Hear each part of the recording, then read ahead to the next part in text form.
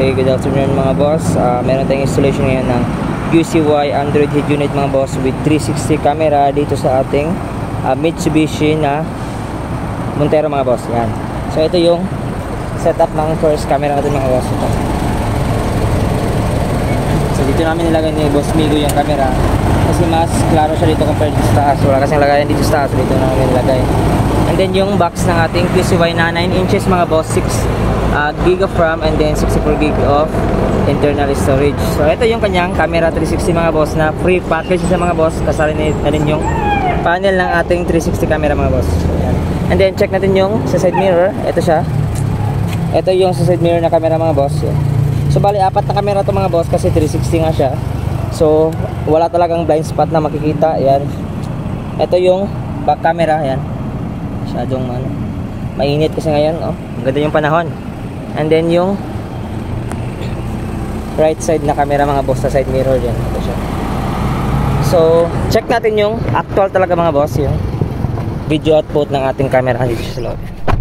So anyway, ito pala yung ating head unit. Yan. Ito yung free panel ni Bossing. Kasali na siya sa package. And then ito siya, yung size is 9 inches lang siya. Yan. So fit na fit mga boss sa unit ni Bossing na Montero. Yan. So as you can see mga boss, parang stock lang siya pero Android na siya mga boss, upgraded na siya. And then ito yung kanyang display mga boss. Depende na sa inyo kung download kayo ng team or any Android mga boss na car history mga boss na team. Yan. And then ito yung kanyang display 360 camera mga boss. Meron siyang photo, and then Netflix, Maps, Google Apps. Meron siya lahat mga boss. Ito siya, 360 camera. Yan yung main features ng ating head unit. Ayun, nahulog yung box. Ito yung 3D mga boss. Yan. So hindi talaga ito yung actual na model ni Bossing sa kotse, pero wala kasing available. So ito lang yung available. So yan nilagay namin. Napakalinaw yan mga boss. Yan. And then ito yung front camera. Ito mga boss is ano yan, nilagay namin na temporary plate number lang siya, pang tapak sa plate number. And then ito yung sa back camera mga boss. Yan. Napakalinaw mga boss, lalo na pag actual talaga. And then ito yung side mirror. Yan, sa side mirror na dito right side yung mga boss. Ito siya.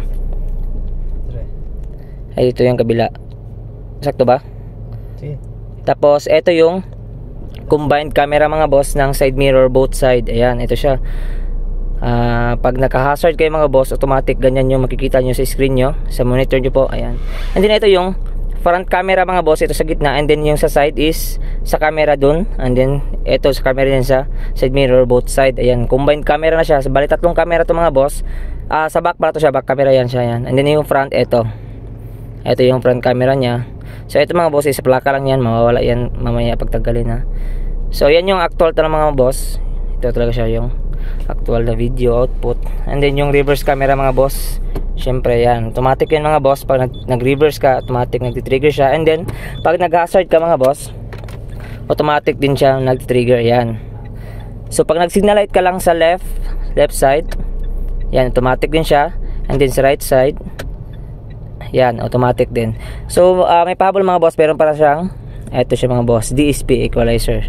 So pag nagpalagay kayo ng head unit mga boss, automatic nag-i-enhance yung audio quality or yung ganda ng tunog ng speaker nyo po sa kotse nyo. Mag-iiba talaga siya compare sa stock nyo po na stereo, Android stereo, head unit mga boss. So yun na mga boss. For my info or inquiry, just visit us mga boss. Ito yan, Andres Auto Accessories Pagadian branch. So meron din kaming branch sa Zamboanga mga boss. Yan. And then yung aming landmark is itong Shell Station mga boss. Yan, dito lang yan sa Purok, Bahada daw mga boss, Pagadian City or known as Banalay Shell Station. Yun lang po. Peace.